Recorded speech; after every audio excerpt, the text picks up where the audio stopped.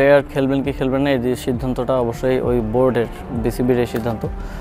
তবে তখন একটা পরিস্থিতি উদ্ভবের কারণে আমি বোর্ডকে পরামর্শ দিয়েছিলাম যে কোনো ধরনের অনাকাঙ্ক্ষিত ঘটনা এড়ানোর জন্য। আপনারা জানেন ভিন্ন একটা দেশ আমাদের এখানে খেলতে আসছে, আমরা তাদেরকে হোস্ট করছি।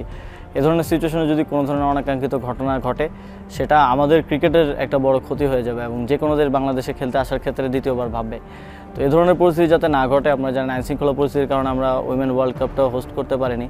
তারপর যদি এমন একটা পরিস্থিতি ঘটে সেটা আমাদের জন্য দুঃখজনক হতো এবং ক্রিকেটের একটা বড় ক্ষতি হতে পারত। সেই জায়গা থেকে বিসিবিকে আমি পরামর্শ দিয়েছি যে আপাতত না আসাই ভালো। এবং আপনারা জানেন বাংলাদেশের মানুষের একটা সেন্টিমেন্টের জায়গা আছে। সাকিব আল হাসানের সাথে কথা হয়েছিল কিনা আপনার পার্সোনালি ওই সময়টাতে? না, আমি ব্যক্তিগতভাবে খেলোয়াড়দের সাথে যোগাযোগ, এই সিদ্ধান্ত ডিসিশন মেকিংয়ের ক্ষেত্রে যোগাযোগ রাখা কনফ্লিক্ট অফ ইন্টারেস্টের বিষয় আছে এবং এই যোগাযোগটা রাখার কথা আসলে ফেডারেশনের।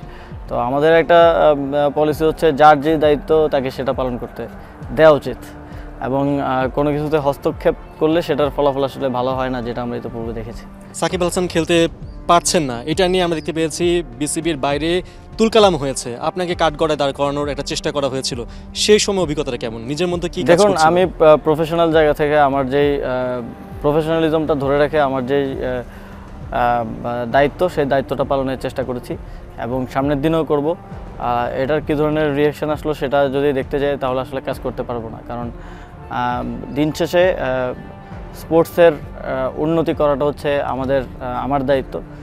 সেই জায়গা থেকে আমার দায়িত্বটা আমি যথাযথভাবে পালনের চেষ্টা করেছি তখনও এবং সামনেও করব। As a cricket fan of Bangladesh, আপনার কাছে সাকিব, মাশরাফি, তামিমরা রয়েছেন, আপনি কাকে অ্যাজ এ ক্রিকেট ফ্যান হিসেবে বেছে নেবেন? এটা আমার যখন দায়িত্ব থাকবে না তখন আমি আপনাকে বলতে পারবো, কারণ এখন যদি আমি বলি এটা আসলে বলাটা উচিত হবে না, কারণ এখন আমি একটা দায়িত্বশীল জায়গায় আছি। এখানে আমি কাউকে কারো নাম নেয়া কারো নাম না নেয়া এই জিনিসটা একটু তাদের মধ্যে বৈষম্যের বা তাদের মধ্যে এক ধরনের মনোমালিন্যের সৃষ্টি করতে পারে। তো সেই জায়গা থেকে এই সময় আপনি কিছু আফসোস হচ্ছে কিনা, যদি তারা রাজনীতি না করতেন তাহলে হয়তো নামটা বলা সহজ হতো, এই একটা আফসোস আছে কিনা? যদি রাজনীতিতে যুক্ত না হতেন তাহলে আমি নাম কখনোই বলতাম না, কারণ এই দায়িত্বের জায়গা থেকে এটা বলা উচিত না, কারণ আমাদের সব প্লেয়াররাই সমান। তবে যাদের অবদান আছে বাংলাদেশের ক্রিকেটে, যারা বাংলাদেশের ক্রিকেটকে বিশ্বের সামনে তুলে ধরেছেন, তাদের অবদানটা অবশ্যই স্বীকার করতে হবে। তবে তারা রাজনীতি না করলে বাংলাদেশের স্পোর্টসের পরিবেশটা এতটা খারাপ হতো না, এটা আমি নিশ্চিতভাবেই বলতে পারি এবং ভবিষ্যতে যাতে কখনোই এরকম খারাপ না হয় সেটাই প্রত্যাশা থাকবে। তামিম ইকবালের কথা যদি বলতে হয়, বিপিএল খেলবেন, অনেকে তাকে বোর্ডে চায়।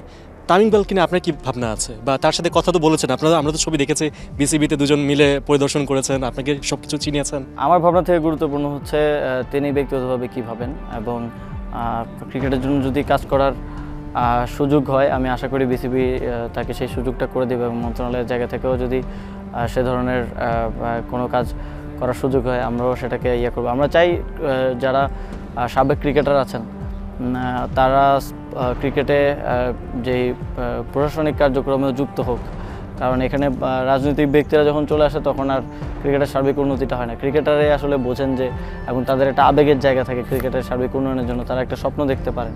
তো সেই জায়গা থেকে আমরা চাই যে ক্রিকেটাররা আরও বেশি বেশি যুক্ত হোক ক্রিকেটের প্রশাসনিক কার্যক্রমের সাথে। পাখির চোখে দৃষ্টিসীমা বাড়লেও অনেক কিছুই থেকে যায় অস্পষ্ট। ক্রীড়াঙ্গনের সেই চ্যালেঞ্জ জয়ী এখন বিপ্লবী তারুণ্যের স্বপ্ন। বাংলাদেশ ক্রিকেট বোর্ড সেই স্বপ্নের কতটা বাস্তব রূপ দিতে পারছে? যাদের হাতে দায়িত্ব তারাই বা কেমন করছে?